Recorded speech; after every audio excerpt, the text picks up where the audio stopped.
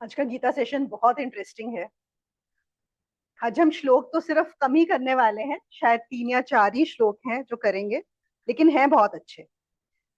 तो आप लोगों को ध्यान होगा, हम लोग अभी जो कर रहे हैं वो 11वां अध्याय कर रहे हैं, विश्व रूप दर्शन योग भगवत गीता का, जिसमें कृष्ण ने अर्जुन को अपना रूप दिखाया है। पहले बहुत ऐश्वर्य भरा रूप और उसके बाद अपना रुद्र रूप दिखाया है। और अर्जुन जो है वो काफी डिस्टर्ब हो गया है उनका रूप देख के और बोल रहा है कि मुझे नहीं देखना, मैं बहुत घबरा रहा हूँ। याद है उसने क्या बोला? मैं अपने अंतःकरण, भयभीत अंतःकरण के कारण आपका रूप नहीं देख पा रहा हूँ। मतलब because of my mind which is conditioned to be very fearful, I am not able to accept your this particular, the very dangerous picture that you are showing me. So please stop this and tell me what is your essence. कहता है मुझे बताओ कि आपका तत्व क्या है, मैं आपको तत्व से जानना चाहता हूँ। ठीक है, तो ये था हमारा 31वां श्लोक तक। आज हम लेंगे 32, 33, 34, 32, 33, 34। मैं पहले पढ़ देती हूँ। इस प्रकार अर्जुन के पूछने पर श्री कृष्ण भगवान बोले, हे अर्जुन, मैं लोकों का नाश करने वाला बढ़ा हुआ महाकाल हूं। इस समय इन लोकों को नष्ट करने के लिए प्रवृत्त हुआ हूं। इसलिए जो प्रतिपक्षियों की सेना में स्थित हुए योद्धा लोग हैं, वे सब तेरे बिना भी नहीं रहेंगे, अर्थात तेरे युद्ध न करने से भी सबका नाश हो जाएगा। ये बहुत इंपॉर्टेंट श्लोक है, बड़ी इंपॉर्टेंट स्टेटमेंट उन्होंने बोली है कि जो तूने देखा ये योद्धा तो मरने ही वाले हैं, क्योंकि मैं आया हूं इन्हें मारने। तो तू नहीं भी होगा, तू युद्ध नहीं भी लड़ेगा तो भी ये मरेंगे। इससे तू खड़ा हो और यश को प्राप्त कर तथा शत्रुओं को जीतकर धन धान्य से संपन्न राज्य को भोग। और ये सब शूरवीर पहले से ही मेरे द्वारा मारे हुए हैं। हे सव्य साचिन, तू तो केवल निमित्त मात्र हो जा। तथा इन द्रोणाचार्य और भीष्म पितामह हैं, तथा जयद्रथ और कर्ण, तथा और बहुत से मेरे द्वारा मारे हुए शूरवीर योद्धाओं को तू मार और भय मत कर। निस्संदेह तू युद्ध में वैरियों को जीतेगा, इसलिए युद्ध कर। It's really interesting, very very interesting. और ये जो है ना, इसमें हमारे ऐसे सवालों के जवाब मिलेंगे जो शायद हम कभी पूछते भी नहीं हैं। maybe the questions which don't even come to our mind and they get answered over here. तो एक क्वेश्चन आता है दिमाग में सबसे पहले, बड़ा लॉजिकल क्वेश्चन है कि श्री कृष्ण ने अर्जुन को दिव्य नेत्र दिया है देखने के लिए, ठीक है ना? और दिव्य नेत्र होने के बाद भी अर्जुन जो है घबरा रहा है और देख नहीं पा रहा है उनको। तो फिर क्या हुआ? Even after giving him the divine vision, Arjun is still not able to accept and see Shri Krishna. So what is going wrong over here? Isn't this a very natural question to come? क्योंकि हमने पहले सुना, हमें लगता है कि अगर वो दिव्य नेत्र मिल जाएगा तो देखा जा जाना चाहिए ना, अभी भी क्यों घबरा रहा है? तो यहाँ पे ये बताया गया है, देखो, दिव्य नेत्र देना भी एक चीज है, लेकिन उस दिव्य नेत्र से भी इतना आसान नहीं है कि आप उसको एग्री हो जाओ वो देखने के लिए, for which you are not ready. You may still not be ready to let go of your own ego. जो अहंकार होता है वो बहुत मुश्किल होता है छोड़ना, क्योंकि यहाँ पर उसको समझने के लिए भी अर्जुन को अपना सब कुछ छोड़ना पड़ेगा, जिसके लिए वो रेडी नहीं है। अभी भी वो अपने आप को बचा रहा है, क्योंकि एक और चीज है, अगर अर्जुन यहाँ पर उसको श्री कृष्ण का वो रूप देखना है जो भयंकर रूप है, उसके लिए उसे स्वयं को समाप्त करना होगा। स्वयं को समाप्त का क्या मतलब है? नॉट कि ये बॉडी को समाप्त करना होगा, बॉडी तो है, माइंड और ईगो, अहंकार, जहां पर कुछ भी ना रहे। लेकिन यहाँ पर भी कोई भी साधक है, उसके बाद फ्री विल होती है कि वो रोक ले या वो डर जाए। और ऐसा बहुत सारे, इवन क्रिया योग की साधना में बहुत सारे साधकों के साथ ऐसा होता है, कभी कोई ऐसा अनुभव होने लगता है जहाँ पे लगता है उनको कि बस अब मरने वाले हैं। ये कई साधकों का, इसलिए भी आपको बता रही हूँ कि हो सकता है आप लोग भी साधना करते हुए ऐसा आप लोगों को अनुभव हो कि होता है कि बस अब मरने वाले हैं, अभी बिल्कुल ऐसा हो जाता है प्राण छूटेंगे, और लोग बहुत घबरा जाते हैं और रोक देते हैं। उनको लगता है कि नहीं नहीं, मैं ये क्या हो रहा है मेरे साथ, घबरा जाते हैं, अरे मेरी फैमिली है, अरे मेरे बच्चे हैं, क्या हो जाएगा। लेकिन अगर आप उस चीज को अलाउ कर दो, वो स्वीकार भाव आना कि ठीक है, चलने दो, अभी जो होगा देखा जाएगा, आई एम रेडी फॉर, फिर वो चीज हो पाती है। जो यहाँ पर हम अगर बोलेंगे कि उस चीज को समझना कि आप वो हो पाते हो, लेकिन अपने आप को छोड़ना होगा। इसीलिए बुद्ध क्या बोलते थे अपने भिक्षुओं को, वो कहते थे जियो भी ऐसे कि तुम मरे हुए हो। देखो इसमें बहुत बड़ी वो है, सूत्र है। कहते हैं देखो एक दिन तो मरना है ही, क्योंकि नहीं तो क्या होगा, तुम डरोगे मरने से, तुमको बहुत डर लगेगा। तो जियो ही ऐसे जैसे तुम हो ही नहीं, यू डू नॉट एग्जिस्ट।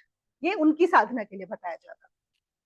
एक और क्या है कि धर्म में, मतलब जब भी हम अध्यात्म की बात करते हैं तो ऐसा होता है कि जब आप नहीं होगे तभी आप उसके जान सकते हो। आपने सुना एक कबीर का दोहा है, वो कहते हैं जब मैं था तब हरि नहीं, जब मैं था तब हरि नहीं, अब हरि है मैं नहीं। सुना है ये? जब मैं था तब हरि नहीं थे, अब हरि है और मैं नहीं रहा। प्रेम गली बड़ी सांकरी जिसमें दो न समाही। एक ही हो सकता है, दो नहीं हो सकते। या आप हो सकते हो या परमात्मा हो सकता है। और अगर परमात्मा को होना है तो खुद को पूरी तरह से समाप्त के लिए रेडी होना होगा, जो यहाँ पर अर्जुन का नहीं हो रहा। और उसका एक कारण है, देखो एक और हम साइकोलॉजिकली समझेंगे कि वो जो मैं है उसको छोड़ने के लिए भी पहले मैं पूरा होना चाहिए। मैं आपको समझाती हूँ, बहुत ही प्यारा तरीका है। देखो देयर आर 4 स्टेप्स।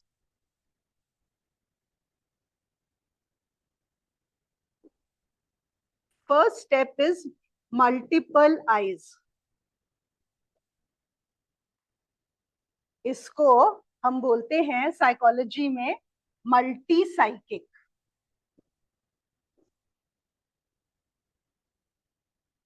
आप लोगों ने मल्टीपल पर्सनालिटीज के बारे में सुना होगा ना। उसको तो हम एक बीमारी मानते हैं मल्टीपल पर्सनालिटी को, या स्प्लिट पर्सनालिटी। जैसे डॉक्टर जेकिल मिस्टर हाइड वाली जो स्टोरी है बड़ी कॉमन। तो उसमें क्या है कि एक ही इंसान जब दूसरा होता है, मतलब दूसरे उसमें पर्सनालिटी में चला जाता है, तो भूल जाता है।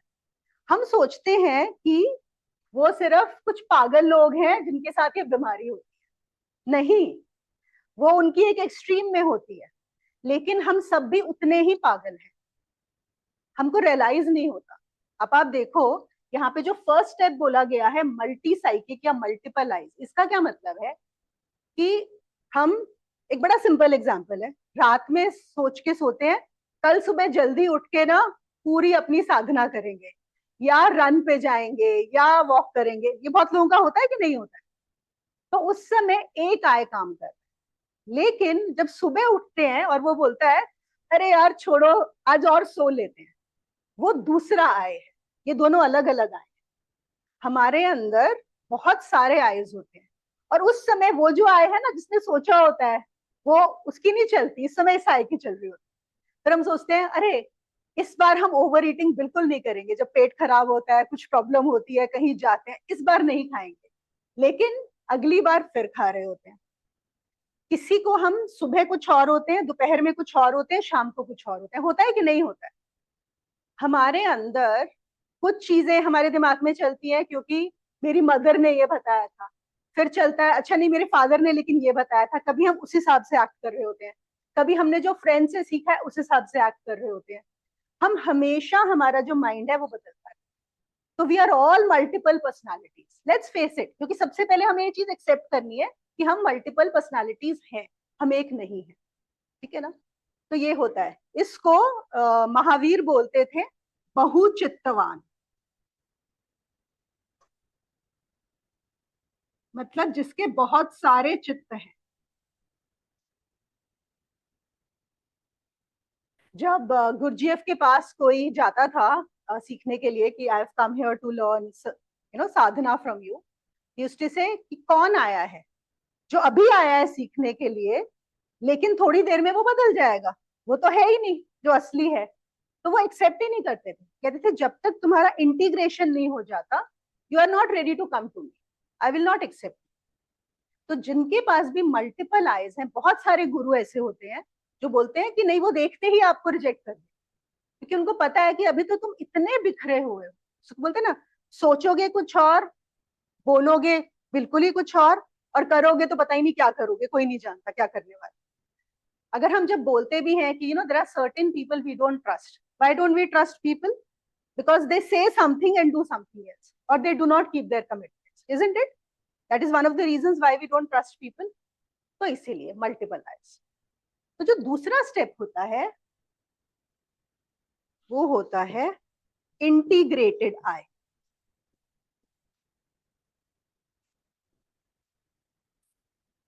और ये कैसे होता है? मल्टीपल से integrated can only and only happen through साधना।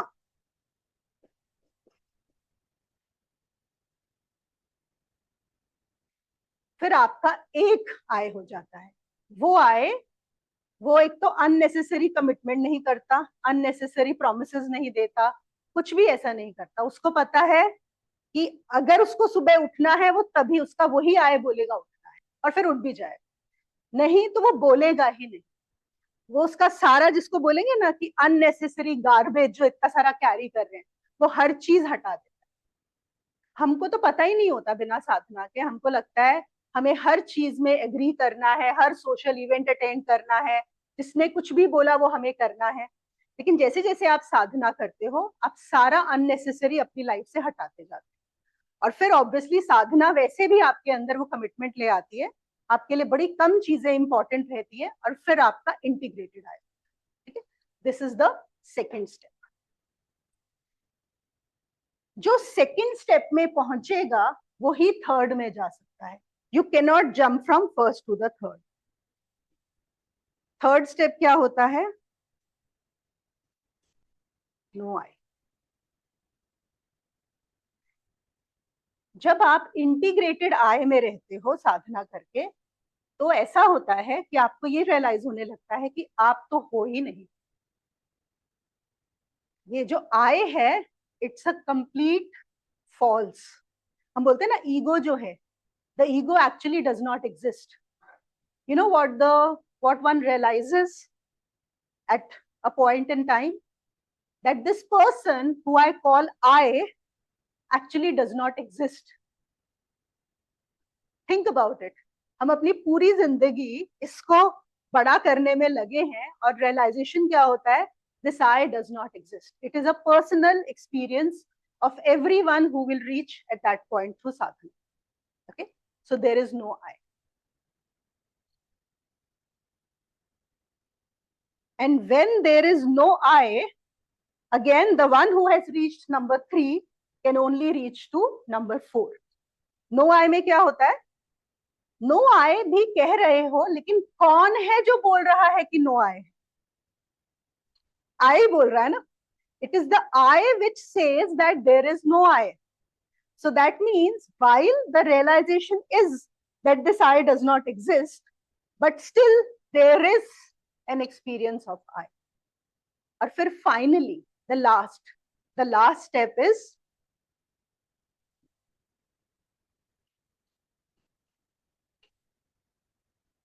शून्य, कुछ नहीं रहता। तो इसके लिए हमें स्टेप बाय स्टेप जाना होगा। तो यहाँ पर हम इससे क्या समझ पाते हैं कि अर्जुन अभी उसके लिए रेडी नहीं हुआ, still not ready for this. नहीं तो बड़ी लॉजिकल सी बात है ना, 11वां अध्याय should have been the last अध्याय इन भगवद गीता। अगर अर्जुन अभी जान गया होता, समझ गया होता, तो गीता समाप्त हो जाती। गीता समाप्त नहीं होती। ये क्लियर हुआ कैसे हम जा रहे हैं? और हमारे हाथ में क्या है? हमारे हाथ में सिर्फ फर्स्ट से सेकंड पे जाना है, दैट्स इट। बाकी चीजें सब अपने आप। जैसे हम बोलते हैं ना, इवन इन द हठ योग जो हमारी प्रैक्टिसेस हैं उसमें हम क्या बोलते हैं, जैसे आता है यम नियम आसन प्राणायाम, आप प्राणायाम और आगे प्रत्याहार, बस वहीं तक आप कर सकते हो। फिर धारण ध्यान समाधि, दे ऑल हैपन अपने आप।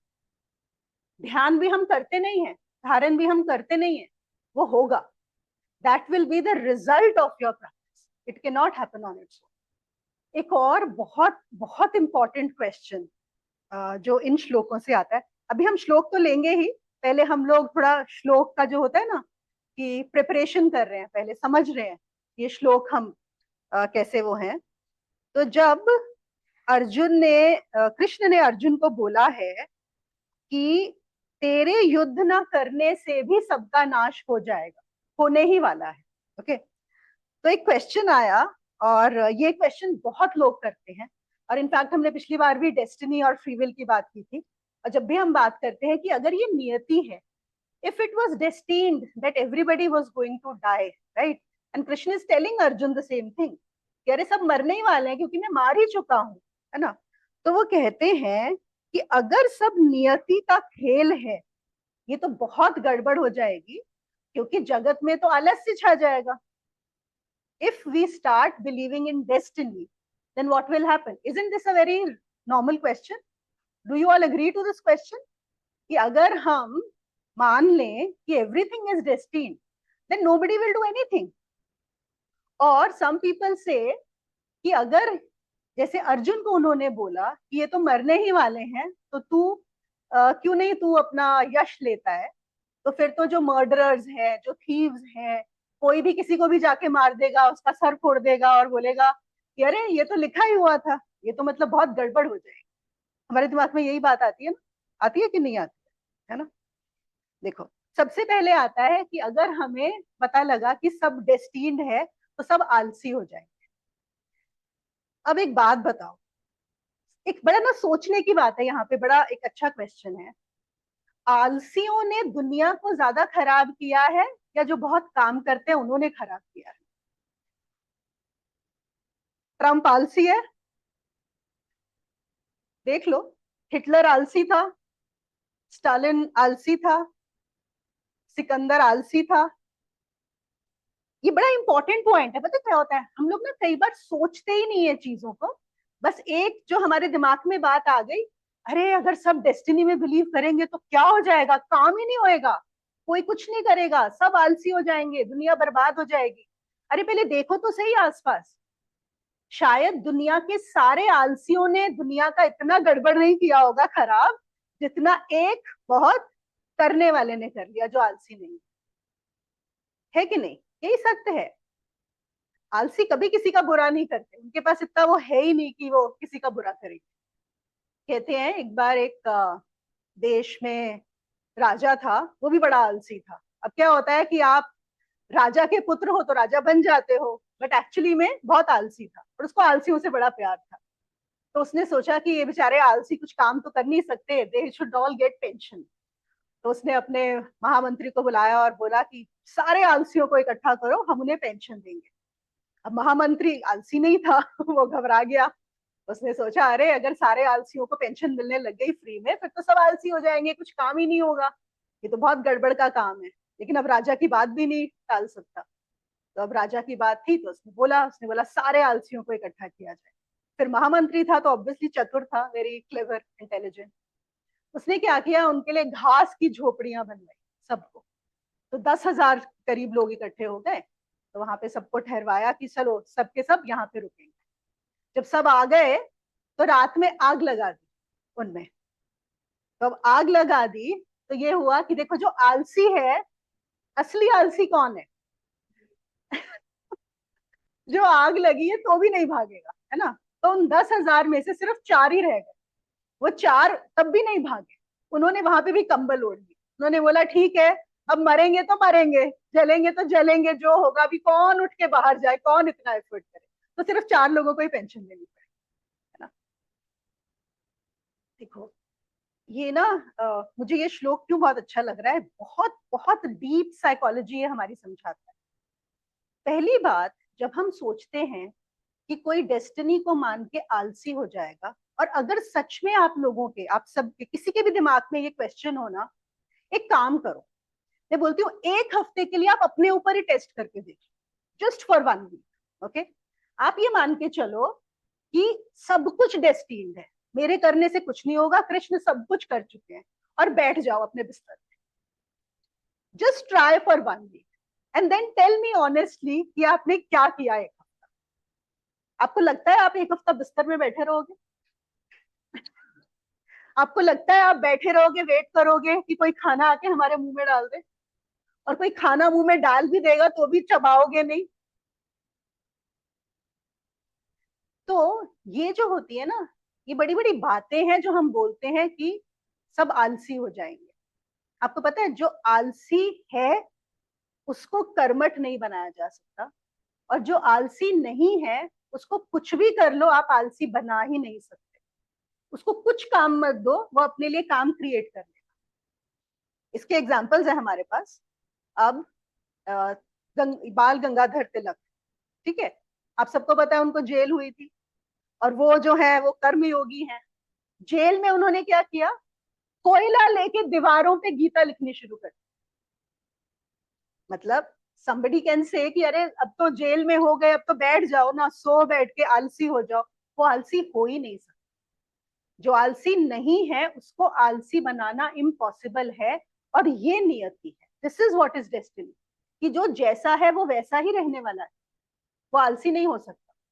और किसी को आप सारे, एक आलसी को पकड़ो और सारी गीता भी पकड़ा दो, उसको राइटिंग इंस्ट्रूमेंट्स दे दो, उसको बेस्ट ऑफ बुक्स नोटबुक्स दे दो, पेन्स दे दो, बोलो सबसे अच्छे वाले हम तुम्हारे लिए महंगा वाला पेन है, तुम लिखो, आपको लगता है वो लिखेगा? समझ में आ रही है ये बात?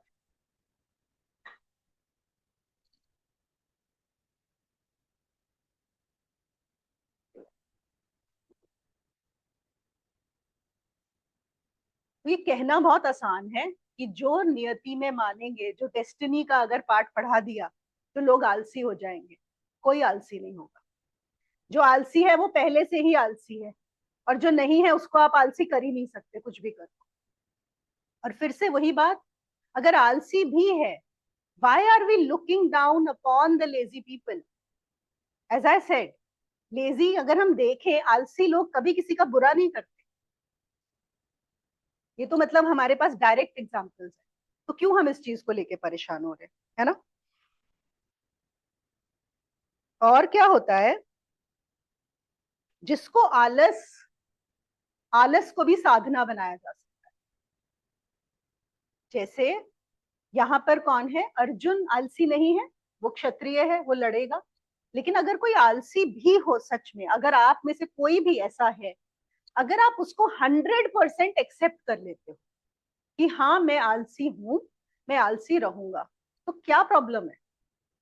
प्रॉब्लम कहाँ है? आपको खुद को एक्सेप्ट करने में कि लोग आपको लेजी बोलेंगे, कि आपको दूसरों के ताने सुनने पड़ेंगे। इफ यू आर ओके, भाई ये उसी का ही पार्ट है, आप समझ रहे हो? जब हम एक्सेप्टेंस की बात करते हैं, एवरीथिंग इज इन टोटालिटी।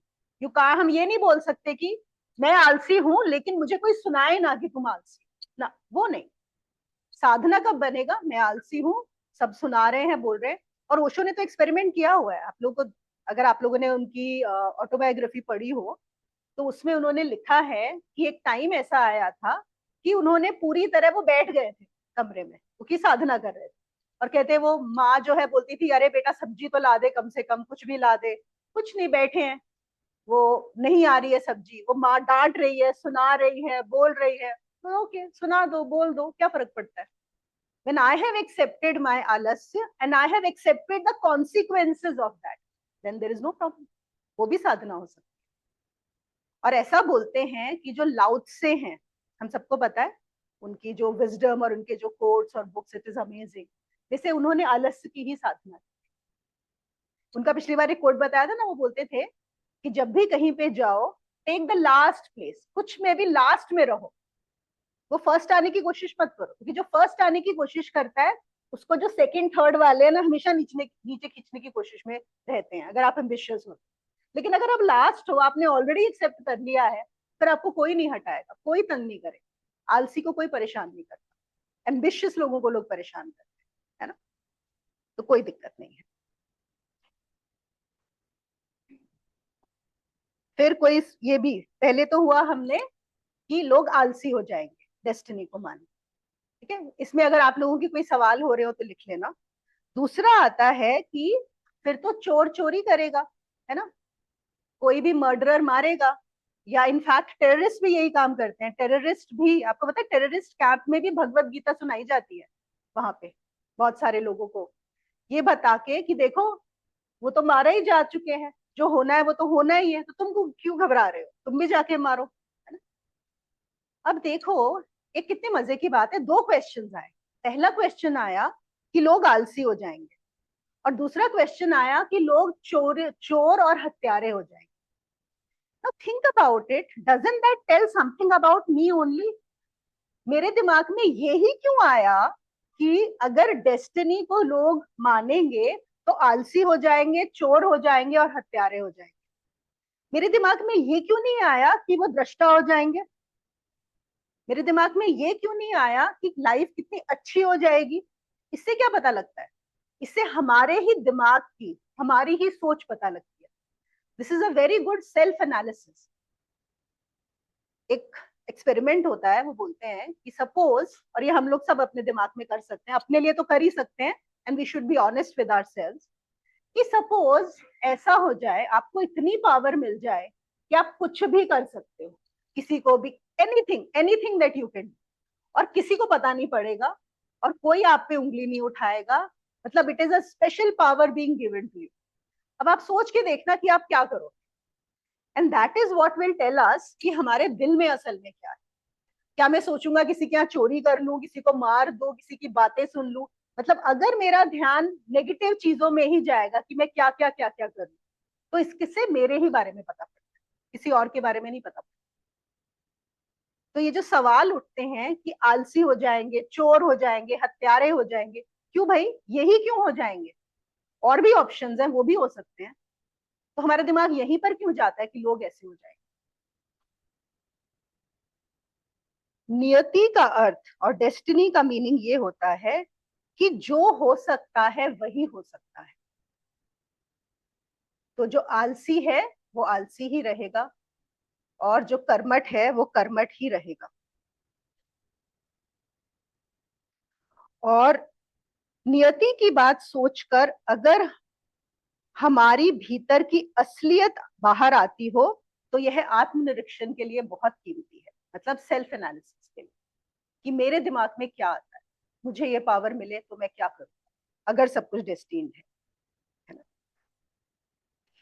और एक और चीज होती है नियति में, कि अगर मैं बोलती भी हूं कि चलो मैं चोरी कर लूंगी, वो तो उसके यहाँ तो चोरी होनी ही थी, है ना, या मैं किसी का सर फोड़ दूंगी कि उसका सर तो फूटना ही था, तो फिर मुझे उसका फिर से कॉन्सिक्वेंस, कि अगर मेरे यहाँ कोई चोरी करे मुझे वो भी एक्सेप्टेबल है, और मेरा कोई सर फोड़े वो भी एक्सेप्टेबल है, क्योंकि वो भी तो डेस्टिनी हुई।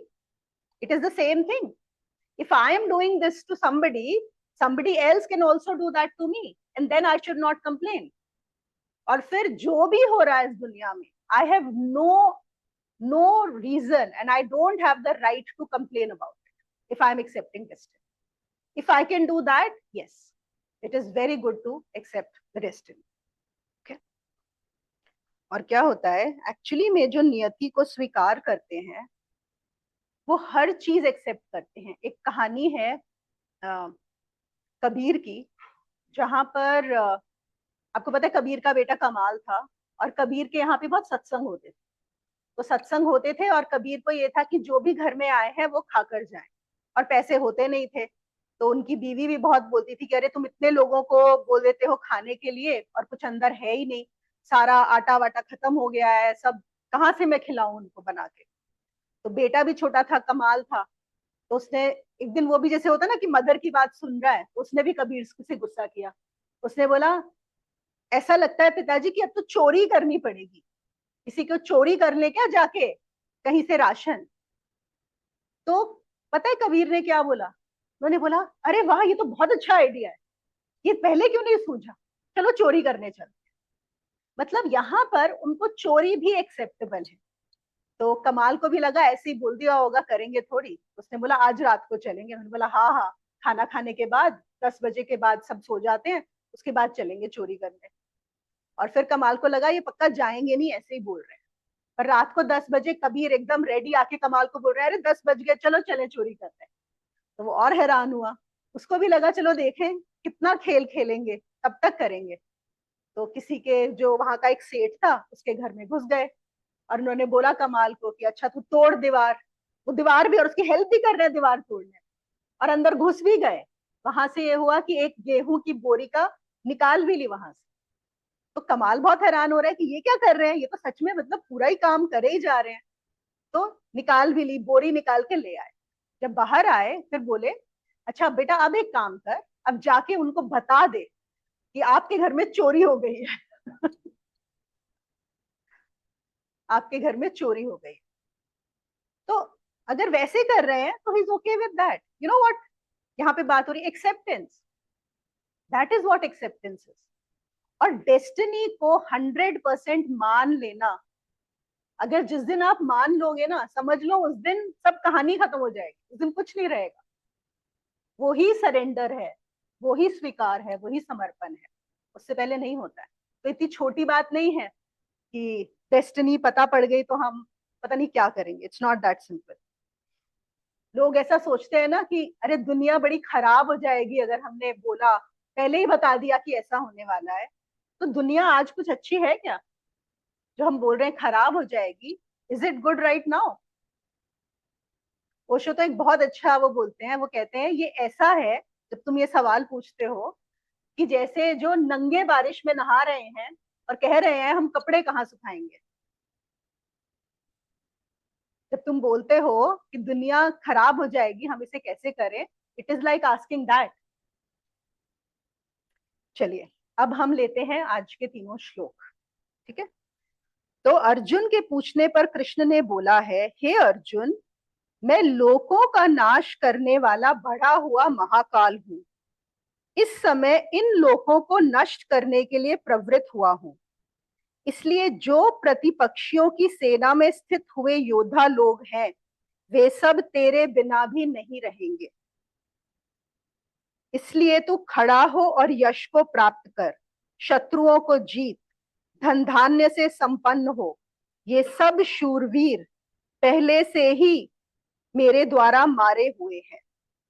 तो वो क्या कह रहे हैं कि मैं ही महानाश बनकर, मैं ही महाकाल बनकर इस समय प्रकट हुआ। मेरा ये जो रूप है, मैं आया ही इनको मारने के लिए। ठीक है। ये मेरा एक रूप है। एक रूप क्या था? सृजनात्मक, कि आई एम द क्रिएटर। और ये जो मेरा रूप है, ये है destroyer. I am here to destroy. ये जो मेरे सामने युद्ध के लिए तत्पर शूरवीर खड़े हैं, मैं ही इन्हें लेने आया। ये मेरी तरफ दौड़ रहे हैं ऐसा नहीं है, मैं इन्हें लेने आया। वो कह रहे हैं ये जो लग रहे हैं ना, इतने एक्साइटेड हैं लड़ाई में करने के लिए, लड़ाई में जो सामने नजर आ रहे हैं, ये अपने वजह से नहीं आ रहे। मैं इन्हें लेने आया हूं, इसलिए ये मेरे पास आने के लिए तत्पर है। और थोड़ी देर में मेरे मुंह में समा जाएंगे। तूने भविष्य को देख लिया है। उसने देखा है ना कि वो सारे मुंह में घुसे और उनका चूरन बन रहा है। तो वो कह रहे हैं तूने भविष्य को देख लिया है, ये अब मेरे अंदर समाने वाले हैं। मेरे मुंह में तूने अभी जो देखा, वह थोड़ी देर बाद ही होने वाली घटना है, क्योंकि अभी तो लड़ाई शुरू भी नहीं हुई है जब भगवत गीता चल रही है। अभी तो फर्स्ट डे का पहला चरण है। अब देखो एक और यहाँ पे बड़ी प्यारी चीज है। जो भविष्य होता है कि पहले ही हो चुका है ना। और इसीलिए हम एस्ट्रोलॉजर्स के पास जाते हैं ना करने की, अच्छा क्या होगा बता दो, ये दशा कब समाप्त होगी। ये हमें है कि पहले जो हो चुका है हमें एक आइडिया हो जाए कि कैसे कैसे चीजें हों। एक बार एक ऑक्सफोर्ड यूनिवर्सिटी में देयर वाज अ साइंटिस्ट। वो कुछ पिक्चर्स ले रहा था, उसने कुछ नए कैमरास बनाए। तो उसने वो फूलों की पिक्चर्स लेता था। तो उसने एक फोटो ली, और जब उसको फोटो को डेवलप किया तो ही वाज शॉक्ड। शॉक क्यों था? कि उसने एक बर्ड की फोटो ली थी, जो कली होती है फूल की, उसकी फोटो ली थी, और वो कली थी बाहर उसके गार्डन में। लेकिन जब वो फोटो डेवलप हुई तो फोटो में पूरा का पूरा फूल आया हुआ। तो ये बड़ी शॉकिंग चीज थी कि ऐसे कैसे हो गया, ये फूल आ गया। और थोड़े दिनों के बाद जब वो कली खिली, इट वॉज एग्जैक्टली लाइक वो जो पिक्चर आ चुकी थी। इसका क्या मतलब हुआ कि वो जो कैमरा है उसने पहले ही कैच कर लिया, परसीव कर लिया जो होने वाला है फ्यूचर में। और इसका क्या मतलब है कि उस कली के आसपास, ऑल्दो इन आंखों से कली नजर आ रही है, लेकिन उस कली के आसपास उसका जो ऑरा है वहां पे कुछ बदल चुका है, जो हम बोलते हैं ना आभा मंडल, जो प्रकाश है, something had already started opening up. इसीलिए वो जो है बस फिर उसको बनना था, खिलना था। और साइंटिस्ट ये बोलते हैं कि बहुत जल्दी पहले से ही बता पाएंगे कि किसकी मृत्यु कब होने वाली है, सिर्फ फोटो खींच के पता पड़ जाएगा। लेकिन आपको पता है हमारे यहाँ पे ऑलरेडी ये चीजें पता है।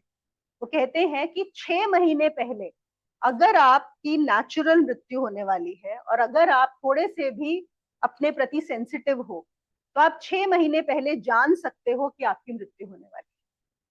और कुछ लोग हैं जिनको देख के पता पड़ जाता है। ऑटोबायोग्राफी ऑफ योगी में ऐसी कुछ स्टोरीज हैं, जैसे कोई वो अपने किसी को फ्रेंड को लेके आया लहरी महाशय को मिलवाने, और उनको पता था, उन्होंने बोला कि अच्छा 6 महीने के बाद दूंगा, और एक्चुअली में 4 महीने में ही उसकी डेथ हो गई।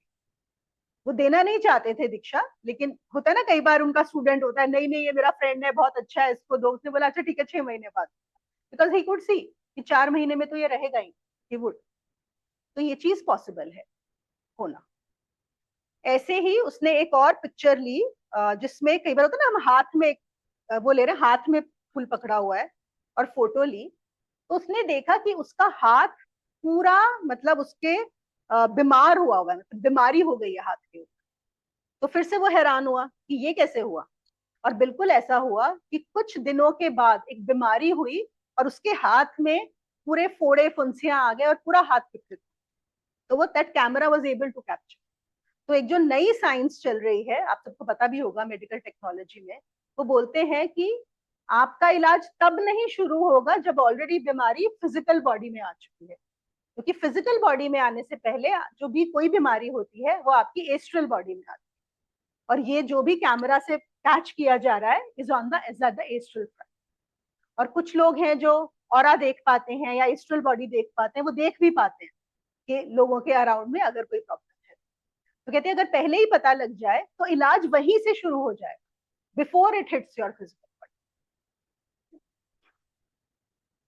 तो ऐसे ही भविष्य क्या है यहाँ पर, जो चीज होने ही वाली है वो अर्जुन ने कृष्ण के मुंह में देख लिया कि ये लोग अब मरने ही वाले, मतलब जो चीज हो रही है ऑलरेडी उसका पूरा का पूरा सब सेटिंग हो चुकी है। So he is able to see that. एक और चीज यहाँ से रिलेटेड कभी कर लेते हैं।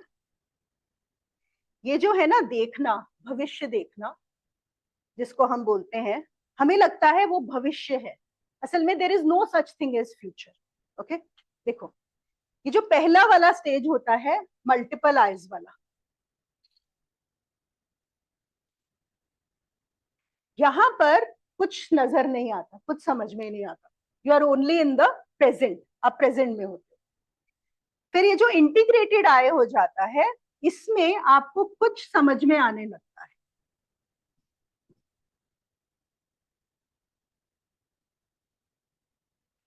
इसको आप ऐसा सोच सकते हो कि एक बिल्डिंग है, इसका मतलब है कि हम अभी ग्राउंड फ्लोर पे हैं। ग्राउंड फ्लोर पे है तो हमें सिर्फ एक एरिया तक ही हमारी दृष्टि जा रही है। अगर सपोज एक और गाड़ी आ रही है, हमें नहीं पता पड़ेगा कि वो गाड़ी अभी इस तरफ आ रही है, ऐसा हो सकता है ना। एक गाड़ी आ रही है दूर से, लेकिन हम ग्राउंड फ्लोर पे हैं तो हमें नजर नहीं है। ये जो है लेटेस्ट से थोड़ा आप थर्ड फ्लोर पे चले गए, थर्ड फ्लोर की बालकनी पे हो, तो क्या हो जाएगा, आपको इससे पहले कि ग्राउंड फ्लोर वाला देखे, आप वहां से देख सकते हो कि एक गाड़ी आ रही है, जो ग्राउंड फ्लोर वाले को और 2-3 मिनट के बाद नजर आएगी। Is that making sense what I am saying? Are you with me? ठीक है। जब नो आय वाला स्टेज होता है तब आपको और you are at even higher, आप और दूर से देख सकते हो। मतलब आप ऐसा बोलो कि आप 8th 9th फ्लोर पे हो और आपको और दूर से, आपको 10 मिनट पहले ही वो गाड़ी नजर आ रही है। अब वो गाड़ी फ्यूचर में है कि प्रेजेंट में है? For this person, for this person जो 10 मिनट दूर गाड़ी है वो प्रेजेंट में है। इसके लिए वो 7 मिनट के बाद प्रेजेंट में आएगी और इसके लिए 10 मिनट के बाद प्रेजेंट है, but actually it is in the present. Are you with me? और जो ये है, यहां पे एवरीथिंग इज प्रेजेंट ऑलवेज। ये दिस इज द हाईएस्ट, कि जहां पे सब कुछ उसी समय सब चीज नजर आ रही है जो है ही। So there is no past, there is no future, everything is nothing but present. तो जो कृष्ण है वहां पे everything is in the present. But now what has happened to Arjun?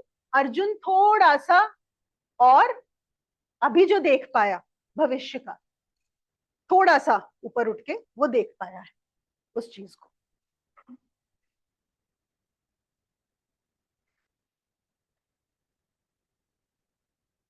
उसको हम, जो लास्ट है नथिंग वाला, जब उसी स्टेट में होते हैं तो उसको बोलते हैं सर्वज्ञ।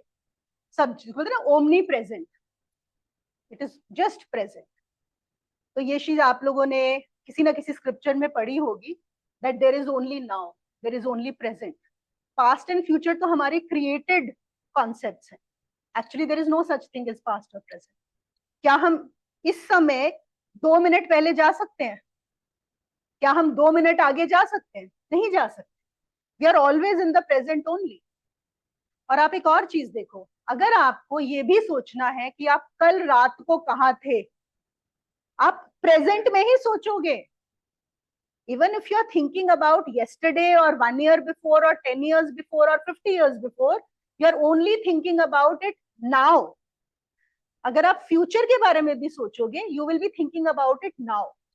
So there is nothing but the now, there is nothing but the present, that nothing is present, that's it. ये माइंड की वजह से, जिसको बोलते हैं ना इल्यूजन, क्रिएट हो गया है पास्ट और फ्यूचर का, है नहीं असल में। तो सर्वज्ञ देखो, अभी अभी जो आने वाला है वो और भी इंटरेस्टिंग है, बहुत प्यारी चीज है। देखो वो कहते हैं,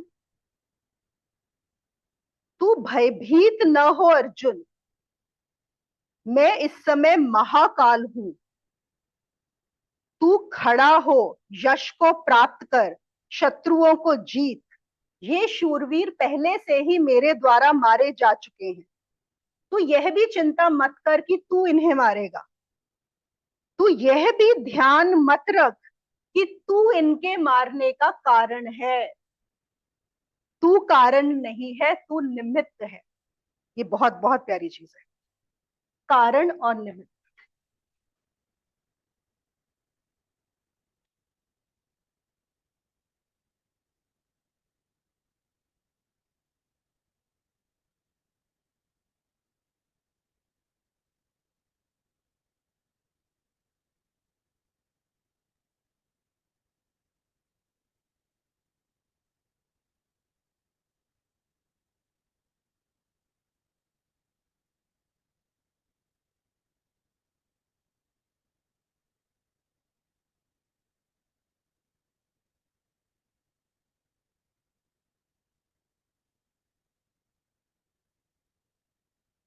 देखो, हम कितनी बार कुछ एक्शंस लेते हैं और फिर गिल्ट में जाते हैं अगर उसके कॉन्सिक्वेंसेस अच्छे नहीं आते, कि मेरे कारण हुआ।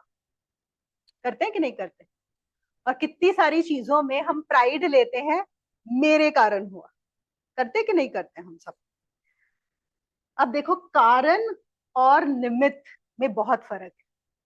यहाँ पे अर्जुन को कृष्ण क्या बोल रहे हैं? तू अपने आप को इनको मारने का कारण मत समझ लेना, तू निमित्त है। तो you are not the cause, you are just an instrument which is being used by me, that's all. और तू यश को प्राप्त, इसको हम पहले समझते हैं एक बड़े सिंपल एग्जाम्पल से। आप सबने कभी ना कभी पानी तो गर्म किया होगा गैस पे, ठीक है। जब आप पानी गर्म करते हो और वो जो पानी गर्म होता है लेट अस से एक भगोने में, उसका कारण क्या होता है पानी के गर्म होने का? हीट, बिल्कुल। वो नीचे आग लगी है, correct.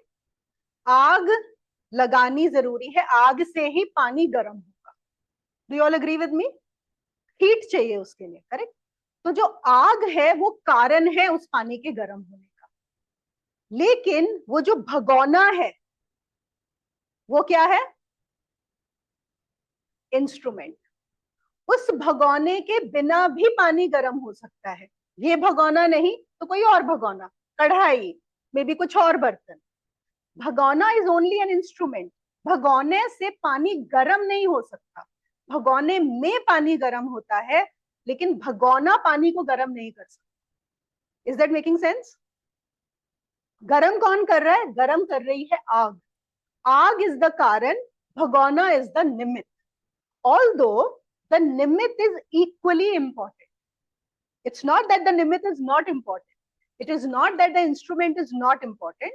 It is just that the instrument is not the cause of what is happening. इस चीज को अगर आप लोग समझ गए ना, अच्छे से चला गया, बहुत सारी लाइफ की अननेसेसरी टेंशन खत्म हो जाएंगी, जिनको हमने सोचा हुआ है ना हमारे कारण होती है, नहीं होती हमारे कारण। भूख अपने कारण लगती है, अपने कारण लगती है या लगती है? इस बॉडी में लगती है। प्यास इस बॉडी में लगती है। फिर हम जो एफर्ट करते हैं खाना बनाने का और खाते हैं, वो भी वो हो रहा है इसलिए हमें करना पड़ रहा है। We are just acting, we are just responding to it. It is not our thing, हम नहीं लगाते हैं उसको। तो कारण और निमित्त। तो यहां पर कृष्ण बोल रहे हैं अर्जुन को, तू इनको मार और यश को प्राप्त हो, और अपने आप को लेकिन इसका कारण मत समझ लेना। क्योंकि अगर वो सोचेगा कि मेरे कारण मेरे पितामह मारे गए, मेरे कारण मेरे गुरु मारे गए, मेरे कारण मेरे इतने कजन्स मारे गए, तो गड़बड़ हो जाएगी। क्योंकि वो कारण है ही नहीं, उन्होंने तो मरना ही है ना। तो वो कहते हैं अगर तू नहीं मारेगा तो कोई और मारेगा, क्योंकि इनकी मृत्यु निश्चित है। मतलब अगर मुझे पानी गर्म करना है तो मुझे पानी गर्म करना ही है। अगर मेरा भगोना बोले मैं नहीं होने दूंगा पानी गर्म, ओके, मैं कुछ और बर्तन ले लूंगी, है ना। तो वो कह रहे हैं मैं इन्हें मार ही चुका हूं अर्जुन, तू सिर्फ मुर्दों को मारने के काम में लगाया जा रहा है। एक बार क्या हुआ, एक आदमी विलेज में गया था अपना, जैसे वो होते हैं ना विलेज में छोटे छोटे ड्रिंकिंग के जो भी वो रहते होते हैं, क्या बोलते हैं उनको? हाँ, पियाओ। नहीं नहीं, पीने के लिए नहीं, ये मैं बात कर रही हूँ कि अल्कोहल पीने के लिए, जहाँ पे ये लोग सब इकट्ठे होते हैं ना, चलो मदिरालय बोल लो चलो। तो वहां पे ये दो दोस्त अपना वहां का जो था विलेज का, गया था अपना पीने के लिए। वहां पे कोई उस दिन कहीं बाहर से एक और गेस्ट आया हुआ था जो योद्धा था। तो अब क्या होता है, लोग सब पी के अपनी कहानी सुना रहे होते हैं। तो वो शुरू हुआ एक आदमी सुनाना, वो जो बाहर से गेस्ट आया था। उसने बोला कि आपको पता है मैं कितना बड़ा योद्धा हूँ।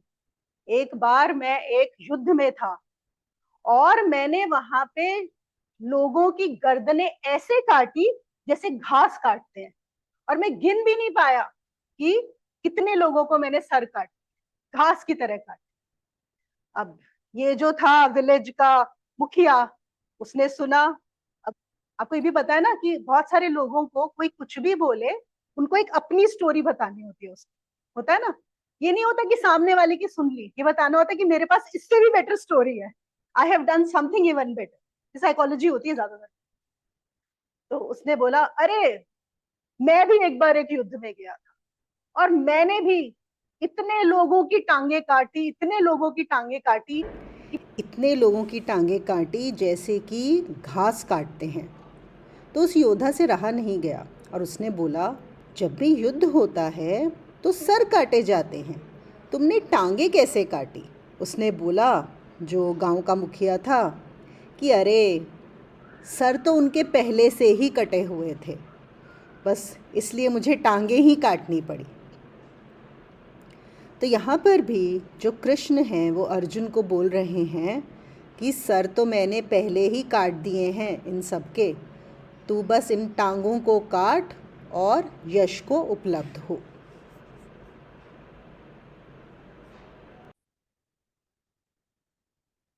कृष्ण कारण है इस युद्ध का, वो बोल रहे हैं मैं ही मार रहा हूं, और निमित्त लेकिन अर्जुन बना। जो निमित्त है वो निमित्त कैसे चुना जाता है, ये भी एक बहुत इंपॉर्टेंट है, क्योंकि निमित्त अपने आप में भी बहुत इंपॉर्टेंट है, किसको निमित्त बनाया जा रहा है। तो अर्जुन कैसे निमित्त है, क्योंकि अर्जुन क्षत्रिय है, अर्जुन ने सत्य का मार्ग चुना, और अर्जुन अपना स्वधर्म पालन कर। यहाँ पर स्वधर्म का पालन करना बहुत जरूरी है। फिर से हम वही वाला एग्जाम्पल लेते हैं, बर्तन और आग और पानी का। सपोज अगर आपका कोई ऐसा बर्तन हो, लेटर से आजकल तो आते हैं ना कांच का, आप कांच के बर्तन को गैस पे डालोगे? अनलेस कि वो बोरोसिल या कोई ऐसा आता हो जिसको बोलते हैं कि आप गैस पे लगा सकते हो। आप किसी कांच के बोल को तो गैस पे नहीं चढ़ाओगे ना। क्यों नहीं चढ़ाओगे? आपको पता है टूट जाएगा, पानी में गिर जाने वाला है ना।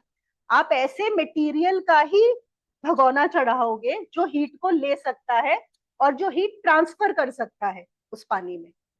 बिल्कुल ऐसे ही जब भी कोई निमित्त भी चुना जाता है, वो वही जो उस स्वधर्म में है, जिसने वो साधना की है या वो जो कर रहा है उसी के लिए बना है। तो अगर अर्जुन है वो क्षत्रिय भी है, सत्य के साथ भी है, और कृष्ण का सखा भी है, तो इसलिए वही निमित्त बना। और क्योंकि वो निमित्त बना है, निमित्त बनने से ही उसको यश का भागी भी बनेगा, उसको यश भी मिलेगा, उसको राज्य भी मिलेगा, सिंहासन भी मिलेगा, सब कुछ मिलेगा, और कृष्ण का साथ भी मिलेगा।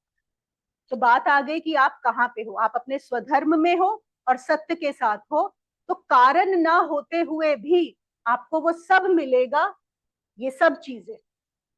और अगर आप अधर्म के साथ खड़े हो, चाहे आप कितने ही अच्छे आदमी हो, तो भी विनाश। कृष्ण कहते हैं तुझे तो मुफ्त में ही सब कुछ मिलने वाला है, अकारण ही तू यश को प्राप्त हो जाएगा, जस्ट क्योंकि तू निमित्त है इसीलिए तुझे यश मिलेगा। That's all for today. Monica ji, I wanted to share something. It's regarding to the sessions only which you had taken. 3-4 years back, when you took a session on destiny and will at Tapovan, at that time I remember you made us do an exercise, and as you know, I love doing your exercises.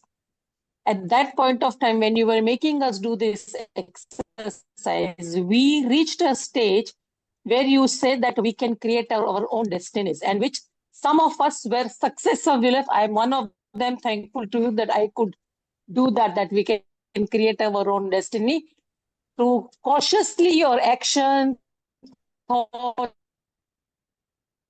help. That anything that you do cautiously, you can create your own destiny. So you don't have to leave Kenai. Your voice is breaking, Swati. Control. Sorry, I couldn't hear you. What was your question? I said certain things like, हाँ.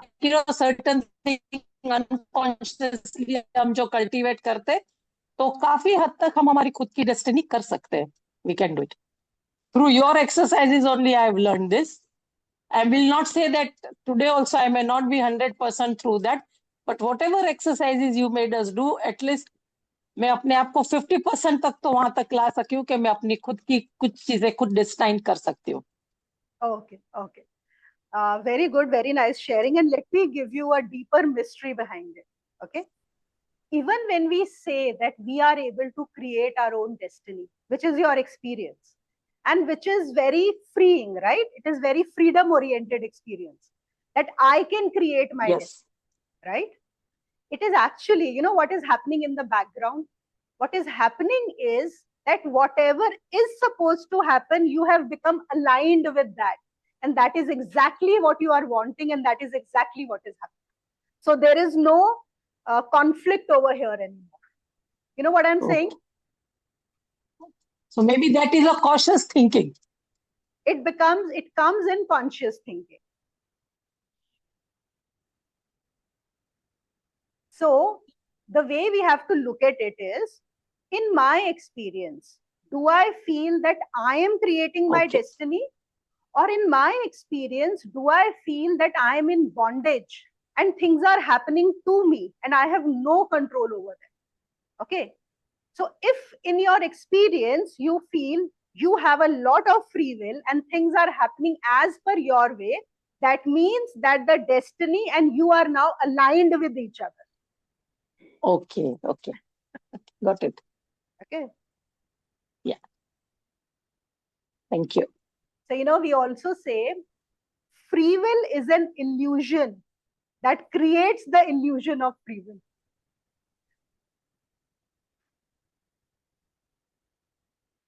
Does that make sense? Free will. Yes.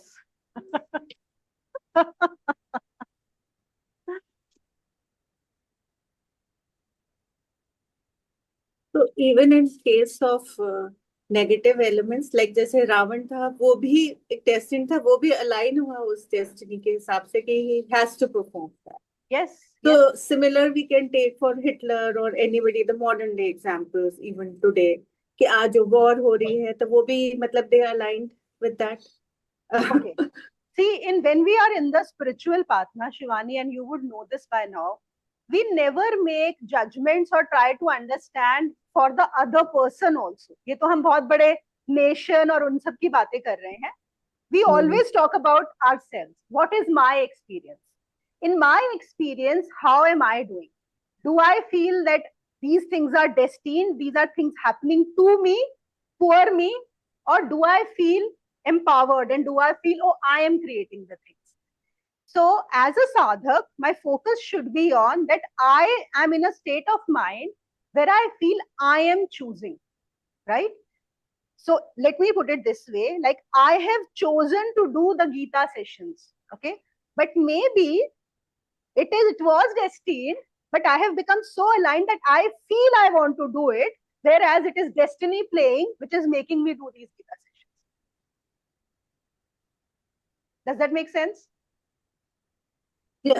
Yeah, that is what I'm trying to say, कि even जो अगर वो bad भी कर रहे, मतलब एक balance जैसे कहते हैं कि create होता है प्रकृति में, तो वो balancing act के लिए भी मतलब तुम्हें evil forces भी चाहिए and good forces भी चाहिए, spiritual upliftment भी चाहिए, तो साथ में वो destruction भी चाहिए. This is what I don't know, I understand. No, that we definitely say, because wholly we cannot say कि it is like, and because उनकी alignment उस तरह की हो गई है, because वो more वही बात है, जो instrument ready हुआ वो इतना negative था, तो वो negative चीजों के लिए ही ready हुआ. Right, we can say that. And as long as we are able to accept it. See, again, it is an individual choice. If I feel कि जो आज हो रहा है वो सब destined ही था, the war which is going on, everything ये destiny का है, and if I accept it totally, forget about other people, it is all about me. Do I accept it or not? If I accept it, then my life becomes very simple. Actually, it becomes very easy, provided that tomorrow if a bomb drops on me, then also I say, oh wow, it was destined, beautiful, great, what is the big deal? Not कि जब उनके ऊपर पड़ रहा है तो destiny है, मेरे ऊपर पड़ा तो I go like पागल. So I have to accept that also. Right? Yeah. Thank you. Thank you. All right. So we'll just close the online session.